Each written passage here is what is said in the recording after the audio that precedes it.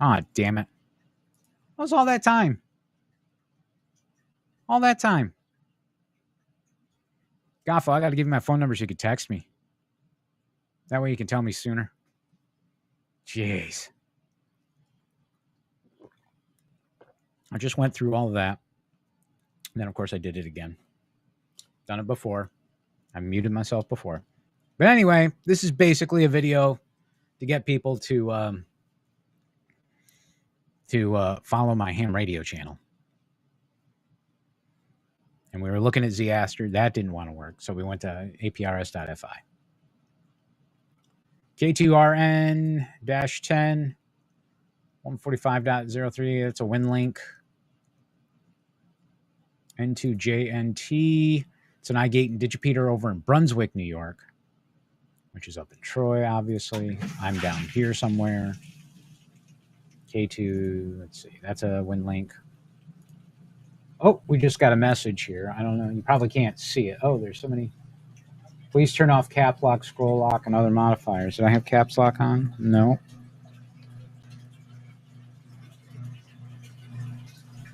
A lot of windows open here.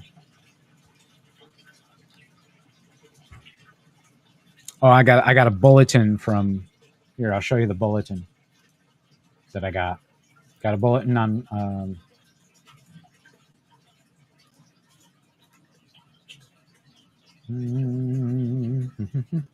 There we go. Yeah, I got a bulletin from in Zeaster from N1SFT, the New England Fusion Group Network. Happens every Tuesday night, 6 p.m. Wires X Room 28941. That's digital. So that goes out all the time. I'm gonna put this back on. Okay, allow application window. Whoop. APRS. There we go. You do it too, yeah. So, but anyway, yeah. So APRS.fi is a really nice resource for ham radio operators. I like using it just to check, in comparison to like what Zeaster. Oh shoot, what Zeaster's got going on. But Zeaster, as you saw, while I was muted, takes forever. It's a slower program. I'm not even sure what language it's written in. Actually, I compiled it. So, I mean, it should be freaking like super fast, especially on this machine. I think it's just the downloading of the map tiles from OpenStreetMaps. It's just slow as hell, and it shouldn't be. But, getting your own maps set up for it is a pain in the butt. So, but anyway, what other stuff are we going to do on Freedom's Ham Shack? Well, obviously,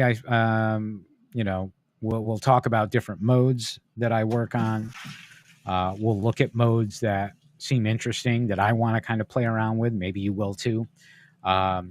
I had mentioned back when I was still muted that we might get one of the study guides for the technician class, which is the entry-level license, and we will probably do some live streams to study for the test, so others can get their license, and then we can also do some operating as well here on the stream. So there's lots of stuff we can do. I even had an idea about, I've got a portable antenna on a telescoping mast that I can just throw in my car, and we can just drive somewhere, and we can just try doing some operating on 2 meters or something.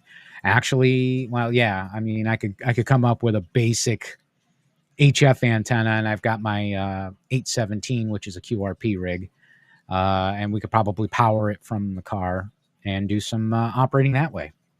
Throw an antenna up in a tree somewhere, and then we do that. That actually, you know what? That might actually be something that we'll do when we get a good weekend. And then, of course, I'll live stream for some swap meets from ham fests that I go to. I'll try to go to a couple of different ones. I'll go to the 2 that I usually go to, but I'll see if I can figure out a couple more nearby that I can go to and and live stream from them. You know, and maybe I'll try to get some folks on here, some other ham radio operators on here that we can kind of talk shop and that kind of stuff. I'll talk about gear, that kind of thing. I've got, like I was saying when I was muted, I've got over 30 years of amateur radio experience behind my back, plus broadcast radio. So, Goffo, what makes you think you can't get your amateur radio license? You're a resident alien. My best friend Andy, before he became a U.S. citizen, he was able to get a license to broadcast, to transmit. You know what? We're going to look into that, Goffo. You should be. I'm pretty sure you should be able to get your amateur radio license. We're going to look into that. I'm going to talk to my buddy Andrew, who's from Scotland. He's originally from Scotland. I'm going to ask him about that. He may have had to. Yeah, commercial broadcast license. That doesn't. Yeah, don't. I have one of the old FCC licenses for broadcasting as well when I first started back in the 90s. But yeah, we can. I'll dig in.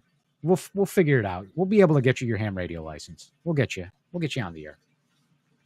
You shouldn't have to wait until you're a U.S. citizen, which is only a month away. I mean, so if I'm wrong and you got to wait till you're a U.S. citizen, fine. That's like you said. You're gonna be a U.S. citizen next month anyway. What's stopping you from getting the study guide and starting now? Just asking. What's stopping you, Goffo? What's stopping you from getting the study guide and getting ready for the test? $15. Boom. 30 question test, multiple choice. The answers are published with the questions. So you know what? You know what? All right. Boom. All right. Hang on.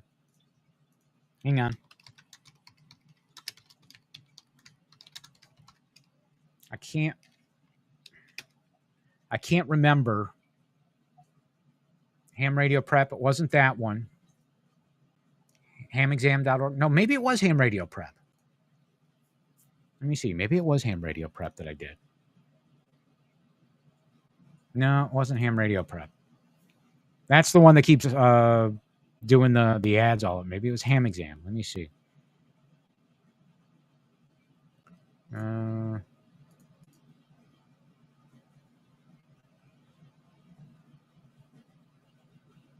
that it? Ham Exam? That's the site. That's not the site I remember. Ham Study. Maybe it was Ham Study. Yeah, it was Ham Study. I did Ham Study. It didn't look like this, but yeah. So let's do technician. Let's do study mode. Let's see how good I am. Oh, hang on a sec. I'm pretty sure I'm still in there.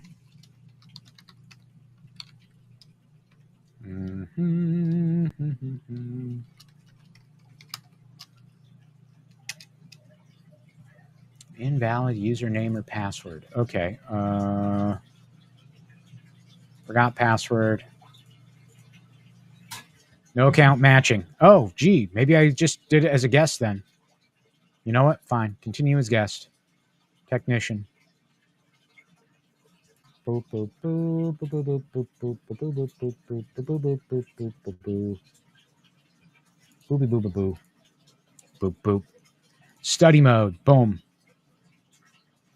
What type of modulation is commonly used for VHF packet radio transmission? Is it A, AM, B, PSK, C, SSB, or D, FM or PM?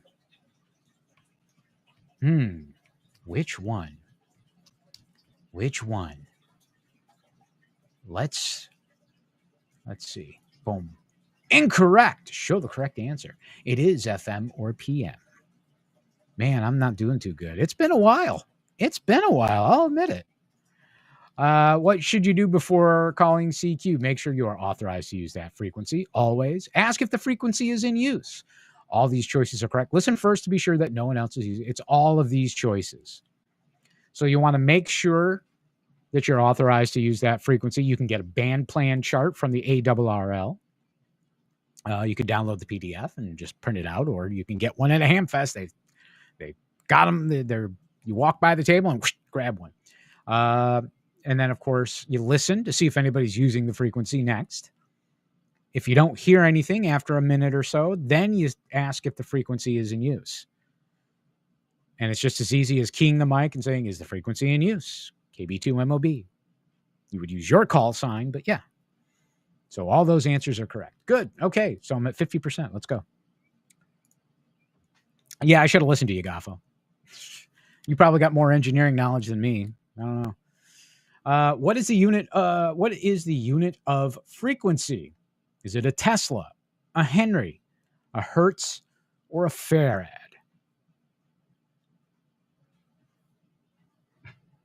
It shows that there's two people watching. I don't know. I know Goffo's in the chat, but the answer is C, Hertz. Kilohertz, Hertz, kilohertz, megahertz, gigahertz. Just use random call sign. No one will ever. Oh, they'll notice. Trust me. They'll figure it out. If you make a contact and they go to look you up and you're like, wait a minute, that's not the guy. They'll figure it out. In which type of circuit is DC current the same through all components? Is it a series, a branch, a parallel, or a resonant?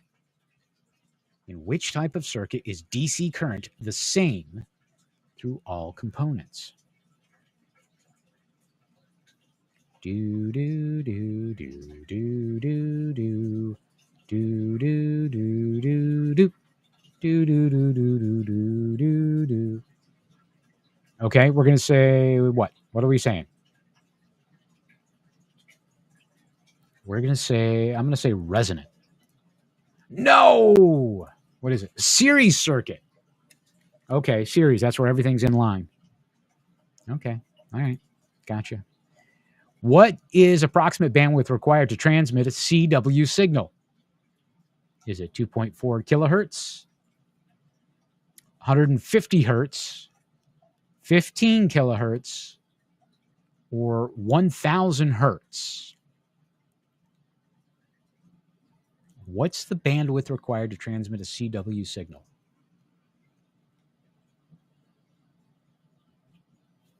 Do you know?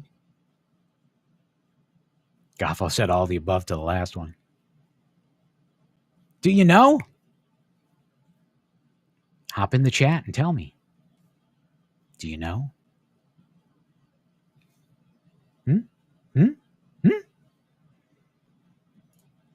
150 hertz. That's how wide a CW signal is. 150 hertz. Very small. Very small. That's how CW, Morse code, can get through when voice can't. In a lot of conditions, a lot of bad radio band conditions. Your phone froze. Okay. All right, fine. We'll still give you that one. But that's how those kinds of signals can get through when voice can't, usually in bad radio conditions. All right. Which of the following is a characteristic of good traffic handling? Is it A, ensuring that any newsworthy messages are relayed to the news media? B, passing messages exactly as received? C, making decisions as to whether messages are worthy of relay or delivery? D, all of these choices are correct. Which one is it? Which one? Do you know? It's okay if you don't. It's okay if you don't. Do you know? I'm going to guess. Mass profanity, Goffo says. No, Goffo, I don't think it's that one. No. It's definitely not all these choices are correct. I can tell you that right now. I'm going to say it's C. No. It's passing messages exactly as received.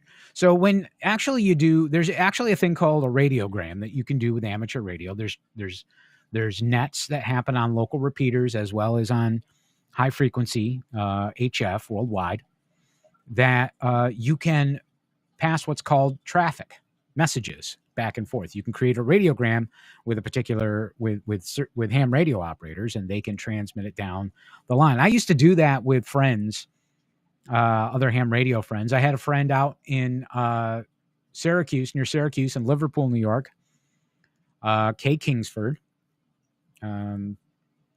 She has since passed away, but after I got my ham license, she encouraged me to try Morse code. And she even bought me a Morse code key, a straight key, which it was expensive. This was back in the 90s. When she got it for me, it was like around $45, $50. And I was like, whoa. So I tried very hard. I practiced with it. I never could get the fist for it, but I gave it the best try. But I would also pass messages back and forth with her via the National Traffic Service, which is a part of the American Radio Relay League that teaches you how to send these radiograms, these messages. Traffic. Okay, which of the following results from the fact that signals propagated by the ionosphere are elliptically polarized? Digital modes are unusable. Either vertically or horizontally polarized antennas may be used for transmission or reception. FM voice is unusable. Both the transmitting and receiving antennas must be of the same polarization. Which one? This one's a little bit tougher. This one, you kind of have to think about it. So here's basically the answer. Vertically or horizontally polarized antennas may be used. Basically what happens is, so I have a vertical antenna. You have a horizontal antenna. You're on the other side of the country. So I'm here in New York. You're over in, let's say you're in Nevada, okay? We're both on the same frequency, let's say on 40 meters, and we're talking. Even though I'm transmitting from a vertically polarized antenna, meaning my antenna is straight up and down, so the radio waves are coming out vertically. They're still bouncing off the ionosphere and then down, and could bounce a couple more times, but generally it's just that one shot that gets it. It doesn't matter after it hits the ionosphere, because the radio waves are just going to scatter all over the place anyway. So it doesn't matter if you're vertical or horizontally polarized on the other end. Where vertically and horizontally comes into play is when it's more local. So I'm here in the Albany, New York area. Let's say you're over by Syracuse. We're on 40 meters. We're trying to talk to each other. We're going to be able to hear each other better if we both have the same type of polarized antenna. If we both have vertically polarized antennas, we're going to be able to hear ourselves pretty well, because those radio waves are going to be more following the ground rather than bouncing off the ionosphere. If I have vertical but you have horizontal and you're out by Syracuse or whatever where we're talking, then it's going to be a little bit tougher. The signal's not going to be as robust. But when the ionosphere comes into play, all bets are off. Which of the following can cause radio frequency interference? Fundamental overload, harmonics, spurious emissions, or all of these choices are correct? Which is it? What do you think? If you said all, you'll be right. Fundamental overload is when somebody's too close to you. Their signal basically overloads the front end of your radio, meaning they could be they could be like on the far end of the band, but if they're close to you and they're pushing out a lot of power, it's going to overload the receiver, and it's going to cause interference. All right, spurious emissions. Your radio is not putting out a good, clean signal. A lot of Baofeng handheld radios can be like that, at least the early ones. I don't know about the newer ones now. But a lot of those Baofengs, they're relatively inexpensive. The very first ones were pretty cheap to me. They felt cheap and everything, and they didn't really have a good signal, good clean signal coming out of them. It might have changed since then, but I'm not I'm not a big fan of Baofeng, but still, that can also cause problems with interference because they would be scattered all over the band, and you could be interfering with somebody else who's on an adjacent frequency somewhere. And then you've got harmonics. Those harmonics can cause interference as well, especially if you have spurious emissions coming in as well. So all of those choices are correct. Which of the following applies when two stations transmitting on the same frequency interfere with each other? Both stations should choose another frequency to avoid conflict. The station should negotiate continued use of the frequency. Interference is inevitable, so no action is required, or use subaudible tones so both stations can share the frequency. So it's going to depend on where you are. If you're on HF, you can't really use subaudible tones. So the question's a little vague. Excuse me. So, but yeah, usually I've heard that kind of thing before where you get on a frequency, somebody else can, all of a sudden the other guy comes in because of the band. And then it's like, okay, what do we do? Well, I'm going to say you can't, well, on HF, you can't really do that. And you don't have HF privileges as a tech, so I think this is a trick. I'm going to use subaudible. No, which one was it? Station should negotiate. Okay, I've heard that. I've heard that happen before. Two stations are on a frequency, and they decide, hey, okay, let's do this. I'll move. Usually one guy will just say, it's okay, I'll move, and they just move. It's not a big deal unless it's like a scheduled contact. You have a schedule with somebody else on that frequency. Then there's a little bit more discussion about it, but still. How can you make sure your station stays in compliance with RF safety regulations? By making sure your antennas have low SWR, by re-evaluating the station whenever an item in the transmitter or antenna system is changed, by informing the FCC of any changes made in your station. All of these choices are correct. I'm going to say all because now there's a new rule where you have to tell the FCC, you have to keep. Well, no. I don't know. I'm going to say this. Nope, wrong. Reevaluating the station. So that's a gimme. You know what threw me off? It's the new rule the FCC has where you have to basically have in your station log exposure, which I don't get. I don't get that. Which of the following are typical duties of a net control station? So all these choices are correct. Yeah. Okay. Choose the regular net meeting time and frequency. Call the net to order and direct communications between stations checking in. Ensure that all stations checking into the net are properly licensed for operation on the net frequency. Call the net to order. I was a net control station for a while. So yes, you basically run the net. You're in charge of making sure everybody that wants to get on the net can get on the net. People can talk to each other.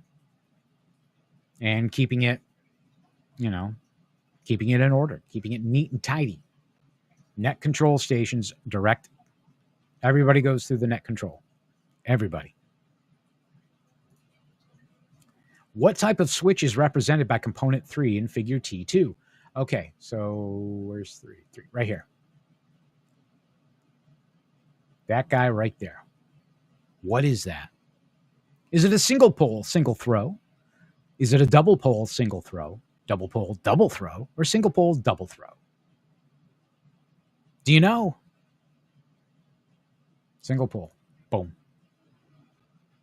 There's just the one pole. That's it. These are poles. This little guy right here is a pole. That's just a single one. And I'm sure you can guess what a double is. It's got 2. And then a double throw would be basically 2 switches with 2 poles. How does the allowable power density for RF safety change if duty cycle changes from 100% to 50%?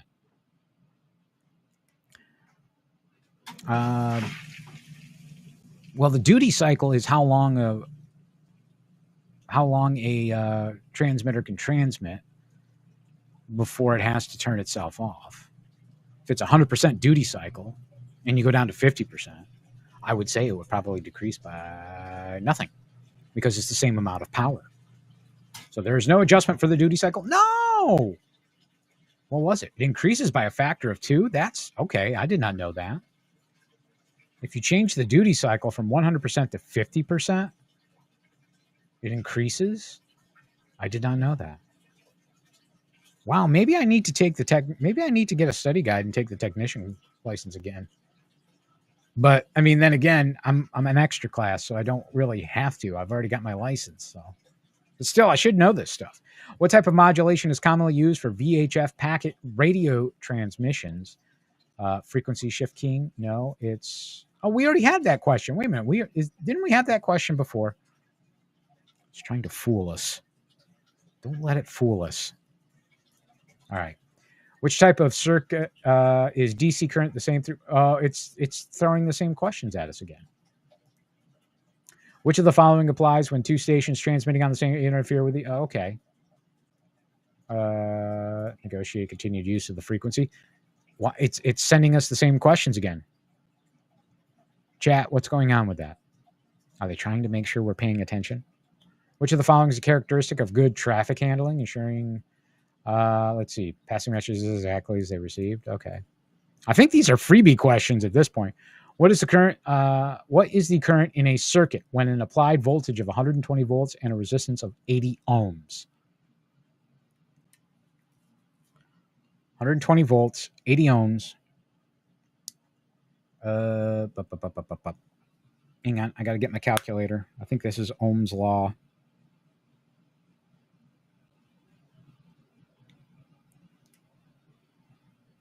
Which is E over I. E over I. So 120 divided by.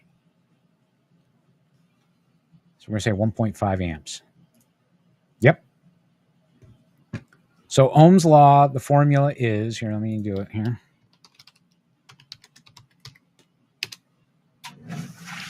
Let's do this. Ohm's law describes the relationship between voltage, current, and resistance in an electrical circuit, stating that the current, I, through a conductor, is directly proportional to the voltage, V, across it, and inversely proportional to the resistance, R. The formula can be expressed as V equals IR, I equals V over R, or R equals V over I. I learned it as EIR. Okay, but still, it's the same. It's the same formula, basically. So what I did was I basically just took 120 volts, divided it by 80, because that's V over R, and that gave me I, my amps. Boom. See, are we learning something here? Under what circumstances is it safe to climb a tower without a helper or observer? Stupid. Never. Never. Never climb a tower without someone to help you or an observer. Also, make sure you have the proper safety gear. Make sure you have a harness. Don't steeplejack by yourself. That's what it's called when you climb a tower, steeplejack. Do not do that. All right? Make sure you have somebody there keeping an eye. Now, if you go to the gym and you lift weights, don't you get a spotter when you're doing heavier weights? I'm not talking like, yeah, you can bench 50 pounds. Although it's probably a good idea to still have somebody standing there spotting you, even though they don't have to really be active. But, I'm going to try for my personal best. I'm going to try to do 160 pounds. Okay.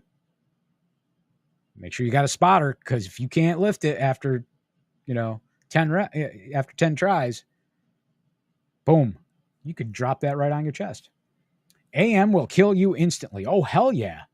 Some of those broadcast transmitters, baby, you touch in the wrong spot, you're cooked. I like watching Jeff Geerling and his dad, who's a broadcast engineer, Geerling Engineering on YouTube. I like watching them. I forgot which station he engineers at, but yeah, they took a hot dog, they put it on a really long stick, and they put it next to the transmitter, to the transmit antenna, and they cooked that hot dog. Don't touch the antenna, tower, or transmitter unless you know what the F you are doing. Don't do it. Don't do it. How can you make sure your station stays in compliance with RF safety regulations? Yeah, we already did that one. Reevaluating the station whenever an item in the transmitter or antenna system is changed. What is the resistance of a circuit in which a current is 3 amps and then connected to 90 volts? So we go back to Ohm's law here, and we want to find the amperage. Oh, wait, no, we know the amperage. And we have 90 volts. So what we want to know is the resistance.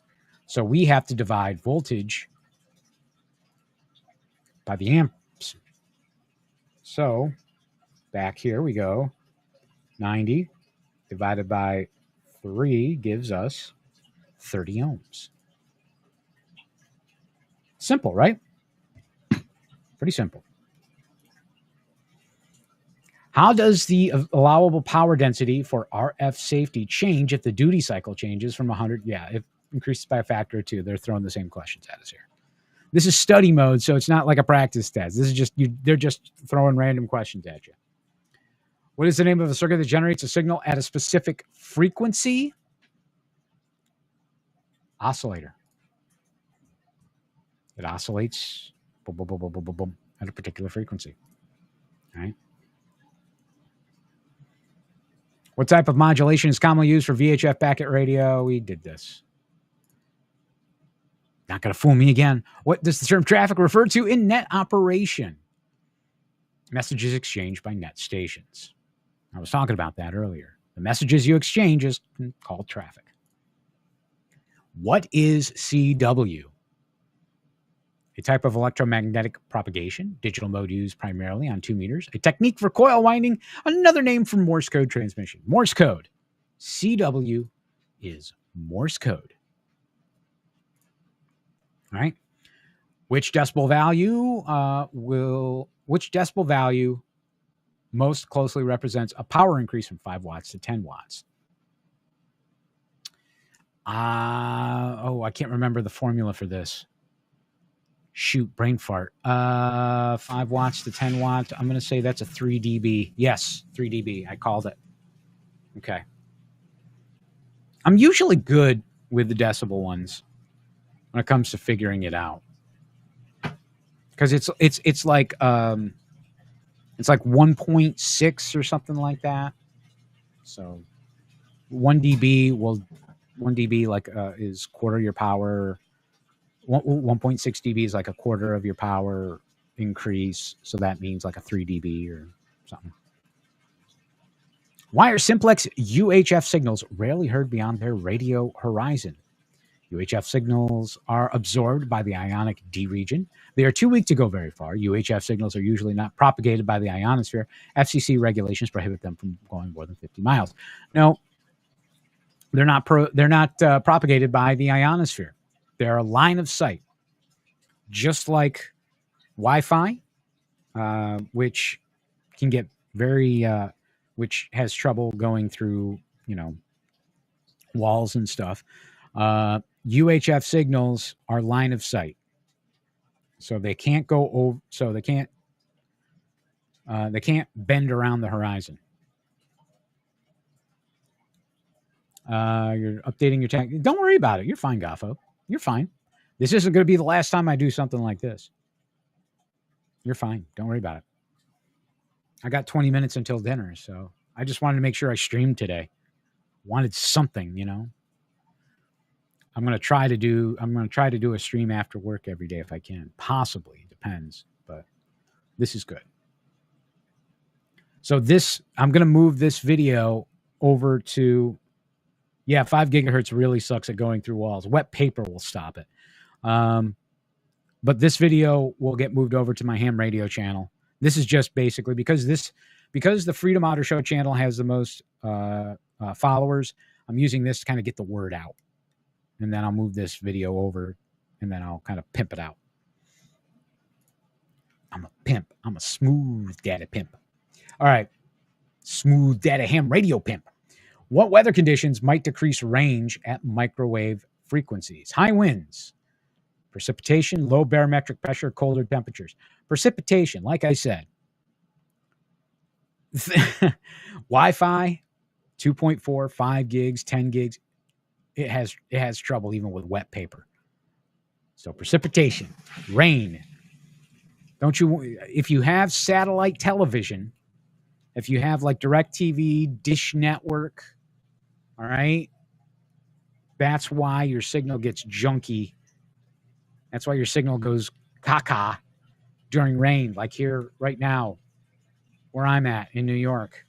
It's been rain. It rains every weekend. It's been raining every freaking weekend. So, yeah. Which type of voice mode is often used for long-distance, weak signal contacts on the VHF, UHF bands? That's going to be single sideband. Do you know what single sideband is? So it's like AM. So AM basically, all right, AM, think of AM with 3 parts. There's a middle, there's a left, there's a right. What sideband is, depending, because there's an upper sideband and a lower sideband. It's one of those left or rights, depending. Okay? And then the middle is just AM. So sideband is what's used for the long distance weak signal. There's no carrier wave with sideband. It's just modulated energy. With AM, it's a constant energy wave. And we'll get into those kinds of things later too. What, if any, are the restrictions concerning transmission of language that may be considered indecent or obscene? Hang on, the Kid Otter's calling.